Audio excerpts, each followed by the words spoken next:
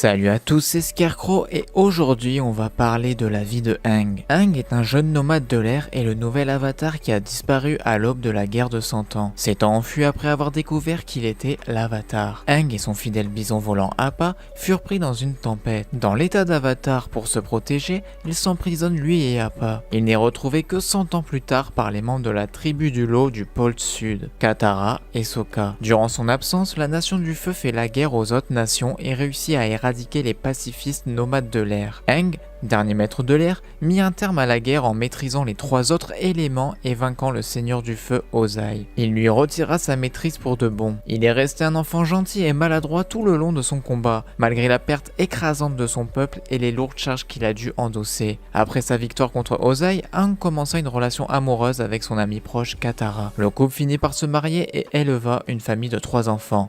Bumi, un profane mais devenu un maître de l'air plus tard dans sa vie, Kia, un maître de l'eau, et le plus jeune Tenzin, un maître de l'air, héritier de son père. Aang est né de 2 nomades de l'air inconnus en 12 avant le génocide. Bien que les moines du temple de l'air l'aient amené après la découverte de son identité comme l'avatar, en tant que nomade de l'air, Aang a beaucoup voyagé à travers le monde. Au cours de son enfance, Aang a logé, a été élevé et a étudié au temple de l'air austral, sous la tutelle du moine Gyatso, qui était pour lui une figure paternelle, un conseiller et un tuteur. Comme tous les enfants nomades, Aang était membre des Scouts Air, où il a appris les compétences essentielles telles que la façon d'attacher les rênes aux cornes de bison. Au cours de ses premières années, Aang a dû choisir 4 jouets parmi des milliers. Il choisit la relique Avatar, prouvant lui-même qu'il était le nouvel avatar, même s'il ne le savait pas encore. À 6 ans, Aang et plusieurs autres jeunes garçons nomades de l'air ont été amenés au temple de l'air oriental, où ils ont chacun choisi un bison volant comme compagnon de vie.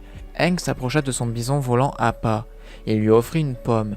Kappa accepta, marquant ainsi le début de leur amitié profonde et durable. Aang a toujours été capable d'exceller dans tous les nouveaux mouvements de l'air qu'il a appris. À l'âge de 6 ans, il était un meilleur maître de l'air que les enfants de 2 fois son âge. Et à l'âge de 10 ans, Aang s'était avéré être meilleur que ses propres enseignants. Pour exposer son prodigieux talent avec son élément naturel, l'air, il a obtenu des tatouages et le statut de maître de l'air à l'âge de 12 ans. Lui, le plus jeune maître de l'air dans l'histoire des nomades de l'air. Dans son enfance, Aang a également visité les autres temples de l'air, comme en témoigne sa familiarité évidente avec le temple de l'air occidental, ainsi que des villes dans le royaume de la terre comme Omashu, où il développait une amitié durable avec Bumi, maître de la terre excentrique. Il a même créé des liens étroits avec des enfants de la nation du feu comme Kuzon, avec qui il est allé chercher un dragon dans les montagnes et a sauvé un œuf de dragon des braconniers. En raison des signes précurseurs d'une guerre, son statut d'avatar lui a été révélé à 12 ans. Il fut également informé qu'il devrait aller étudier tous les éléments 4 ans plus tôt que l'âge traditionnel. Aang se sentait accablé par son statut. Les autres enfants refusaient de jouer avec lui et son entraînement pour maîtriser l'air devint plus intense. Le moine Gyatso fut le seul à s'être montré compréhensif envers Aang et la charge qui lui incombait. Il fournit à Aang une éducation alliant le jeu par laquelle il essayait d'aider Aang à alléger sa situation pour son passage à l'âge adulte. Cependant, après avoir appris qu'il serait envoyé au temple de l'air oriental afin de compléter sa formation de l'air, loin du moine Gyatso, d'autres moines pensaient en effet que la formation que donnait Gyatso était trop molle. Aang s'enfuit alors sur son bison volant Appa. Peu de temps après avoir fui, Aang et Appa ont été pris dans une tempête, s'écrasèrent dans l'eau et furent avalés par les vagues. Aang, semi-conscient, entra alors dans l'état avatar, et en combinant la maîtrise de l'air et de l'eau s'enferma avec Appa dans une sphère de glace, les sauvant de la noyade. L'état avatar le maintient en vie, mais pas pleinement conscient. Il resta dans l'iceberg une centaine d'années alors que la guerre faisait rage. Livre 1, l'eau. Aang est retrouvé dans un iceberg par Katara et Sokka, 2 adolescents de la tribu de l'eau du pôle sud. Ils décident de le conduire dans leur village. Là, Aang passe une grande partie de son temps à s'amuser avec les jeunes enfants et Katara, mais il est très rapidement retrouvé par Zuko, prince de la nation du feu banni, et son oncle Hiro. Zuko le fait prisonnier et l'emmène avec lui pour le rapporter à son père et retrouver son honneur. Aang parvint cependant à s'échapper. Il part ensuite en compagnie de Appa, Katara et Sokka pour trouver un professeur qui pourrait lui apprendre la maîtrise de l'eau, de la terre et du feu. En chemin, il s'arrête au temple de l'air austral où Aang a grandi. Ils s'aperçoivent que la nation du feu a exterminé tous les nomades de l'air. Aang retrouve par ailleurs le squelette du moine Gyatso dans les ruines du temple et sous le coup de la colère entre en état d'avatar. Katara parvint toutefois à le calmer et Aang retrouve son aspect normal. C'est aussi lors de cette visite qu'Aang découvre Momo, un lémurien volant qui l'apprivoise. Alors qu'il venait en aide aux habitants d'un village situé en pleine forêt, Aang pénètre malgré lui dans le monde spirituel où il est accueilli par Feng, le dragon de Roku, l'avatar qui l'a précédé. Durant ce voyage de le monde des esprits, Aang reçoit l'instruction de se rendre sur l'île du Croissant, le jour du solstice d'hiver. Sur cette île se situe un temple dédié à l'avatar Roku, et il s'y rend. Et en s'y rendant, Aang pourra entrer en communication avec son prédécesseur. Une fois sur place, Aang apprend qu'il devra pouvoir maîtriser les 4 éléments avant la fin de l'été et le passage de la comète de Sozin. Le cas échéant, la Nation du Feu remporterait la victoire grâce à la puissance que la comète procurera au Maître du Feu. Au moment de partir, Aang est capturé par l'amiral Zhao. Zuko, qui est en compétition avec Zhao, concernant la capture de l'avatar, vient en aide à Aang et le fait évader. Pour ce faire, Zuko se fait passer pour l'Esprit Bleu. Après son invasion, Aang et ses amis reprennent la direction du pôle Nord. Une fois arrivés, ils trouvent rapidement un professeur, Maître Pakku.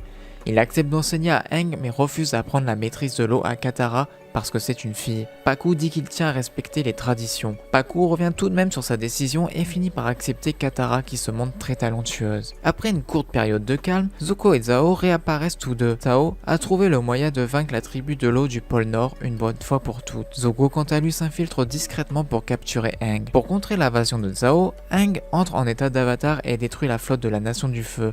Zuko s'échappe avec son oncle et Zhao est tué dans les combats. Livre 2, la Terre. Aang maîtrise désormais l'eau. Pour apprendre la maîtrise de la Terre, il se rend à Omashu. Aang connaît en effet le roi Bumi. Peu après leur arrivée, Aang et ses amis découvrent que la ville est passée sous la domination de la Nation du Feu et sont confrontés à Azula, la petite sœur de Zuko, nouvellement chargée de la capture de l'avatar. Aang réussit quand même à parler à Bumi. Celui-ci avoue à Aang qu'il ne pourra pas se charger de lui enseigner la maîtrise de la Terre et qu'il doit trouver un autre maître. Parallèlement, Zuko et son oncle sont trahis par Azula et partent pour Ba Sing Se en tant que réfugiés. En traversant un marais alors qu'ils se rendent à Gaoling, Aang a une vision. Il voit une jeune fille qui rit et un sanglier ailé. Arrivés en ville, ils assistent à un tournoi de maîtres de la Terre. La vision de Aang prend alors tout son sens. La jeune fille est la gagnante du tournoi et le sanglier est l'emblème de sa famille. Aang tente de lui parler et se rend chez elle. Il s'aperçoit que la famille de la jeune fille, Toph, n'est pas au courant qu'elle est un maître de la Terre. Toph finira par quitter sa famille pour rejoindre l'équipe de l'Avatar et enseigner la maîtrise de la Terre à Aang. En route pour Ba Sing Se, le groupe traverse un désert et découvre une énorme bibliothèque engloutie sous le sable. Là, ils apprennent qu'une éclipse aura bientôt lieu et que les maîtres de feu seront sans défense. Dans le même temps, Appa est enlevé par les fils du sable. En arrivant à Ba Sing Se, Aang et ses amis déjouent un plan d'invasion de la Nation du Feu qui tentait de transpercer la muraille de la ville à l'aide d'une machine conçue pour percer les murs de la ville. Ils aperçoivent également que le roi de la Terre ne sait rien de la guerre qui se déroule à l'extérieur de la ville. Ce climat d'ignorance est maintenu par le conseiller du roi, Long Feng, qui dirige la ville et contrôle la police secrète. Après avoir renversé Long Feng et retrouvé Appa, Aang reçoit un message du gourou Patik qui lui annonce qu'il peut lui apprendre la maîtrise de l'état d'avatar. Aang part donc le rejoindre, mais avant la fin de l'apprentissage, il a une vision de Katara en danger et retourne à Ba Sing Se pour la secourir. Azula s'est infiltré dans la ville avec ses amis et grâce à Long Feng et O'Daily. Zuko, tiraillé par ses sentiments, s'associe à sa sœur pour rattraper l'avatar. Katara et Aang les affrontent. Ce dernier entre en état d'avatar pour les contrer, mais est mortellement blessé par Azula. Hiro s'oppose alors à sa nièce et à son niveau pour que Katara et Aang puissent s'échapper. Le groupe quitte Ba Sing Se tandis qu'Azula est persuadé d'avoir éliminé l'avatar. Hiro, quant à lui, est fait prisonnier. Livre 3, le feu. Ba Sing Se est maintenant aux mains de la Nation du Feu. Le groupe de l'Avatar se dirige vers la Nation du Feu et s'est associé à quelques résistants pour préparer l'invasion le jour de l'éclipse. Zuko a retrouvé son honneur et est rentré chez lui. Il est maintenant considéré comme un héros. Pourtant, il soupçonne l'Avatar d'être toujours en vie et envoie un mercenaire à sa poursuite. Son oncle est enfermé pour trahison. Le jour de l'éclipse, l'attaque réussit, mais le Seigneur du Feu est introuvable. Après ce semi-échec, Aang et d'autres survivants se réfugient dans le temple de l'ère occidentale.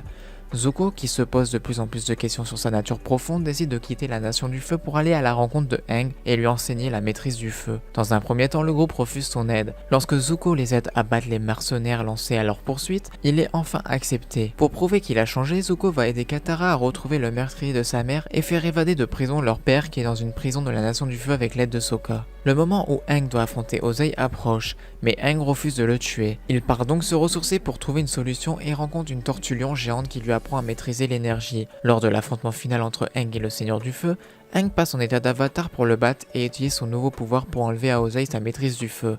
Pendant ce temps, Zuko et Katara affrontent Azula. Peu après, la paix est proclamée et Zuko devient le nouveau seigneur du feu. Après la guerre de 100 ans et les tensions du mouvement de la restauration de l'harmonie, Aang œuvra à maintenir la paix avec le seigneur du feu Zuko et le reste de leurs amis. Il transforma les anciennes colonies de la Nation du Feu en une république des Nations Unies, où une métropole appelée la Cité de la République devient la capitale et accueillit des gens de toutes les nations. Aang dirigea aussi la restauration des 4 anciens temples de l'air et construit un 5e temple de l'air dans la baie face à la Cité de la République appelée l'île du Temple de l'air. Il y installa des bisons volants et des lémuriens ailés survivants qu'il découvrit quelque temps après la guerre. Pendant cette période, Aang épousa Katara et ils eurent 3 enfants.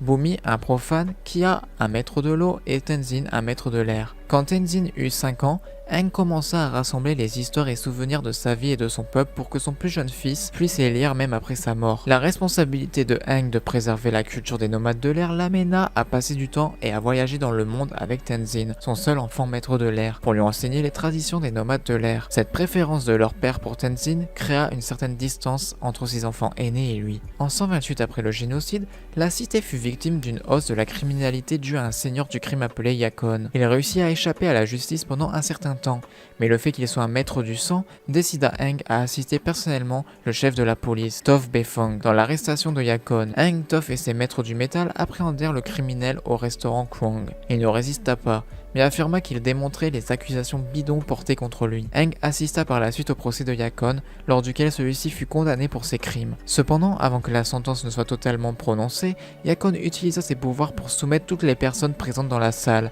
les faisant tomber dans l'inconscience. Aang parvint à résister plus longtemps mais perdit à son tour connaissance. Yakon utilisa son pouvoir pour faire léviter l'avatar, puis il le projeta contre les marches. Entrant dans l'état d'avatar, Aang retrouva ses sens et se lança à la poursuite du criminel.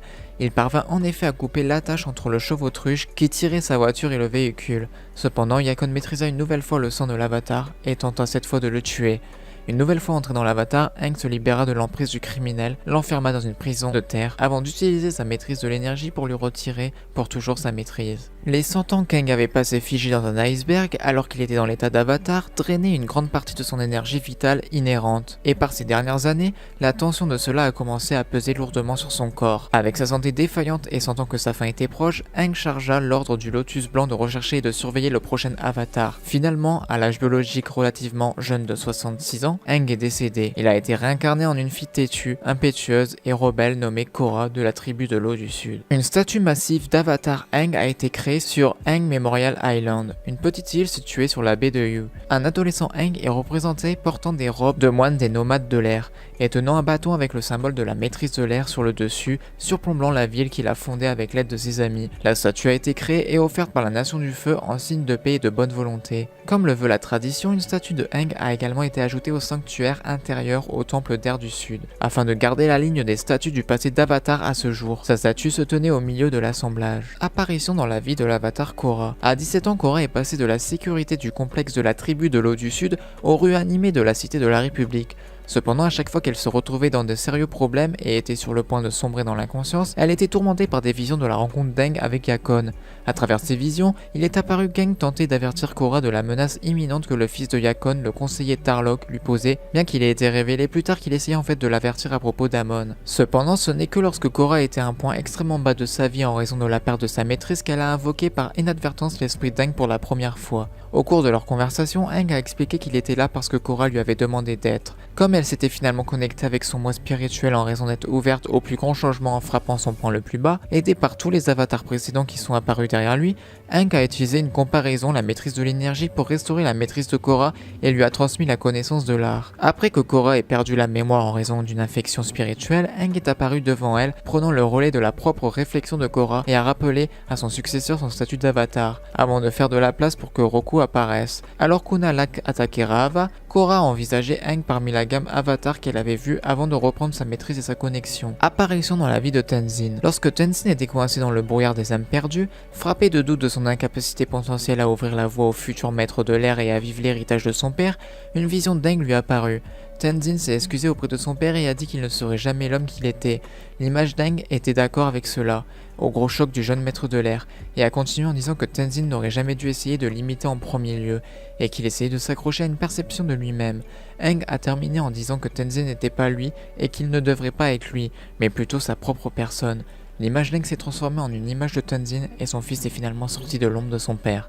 Je vais maintenant vous parler de l'arbre familial d'Aang. On n'a en effet aucune information sur l'arbre familial d'Aang, mais on a des informations sur Katara. On sait qu'elle avait des grands-pères nommés Kana et Pakku. Ensuite, un père et une mère nommés Hakoda et Kia, qui ont fait un frère et une sœur, Sokka et Katara. Elle s'est ensuite mariée avec Aang, qui ont eu des enfants, Bumi, Kia, Tenzin. Tenzin s'est ensuite marié avec Pema, qui a à son tour eu des enfants, nommés Jinora, Ikki, Milo et Rohan. Et voilà, c'est tout pour cette vidéo sur l'histoire de Aang. J'espère que ça vous a plu. N'hésitez pas à vous abonner, c'était Scarecrow. Je vous dis à la prochaine. Bye bye.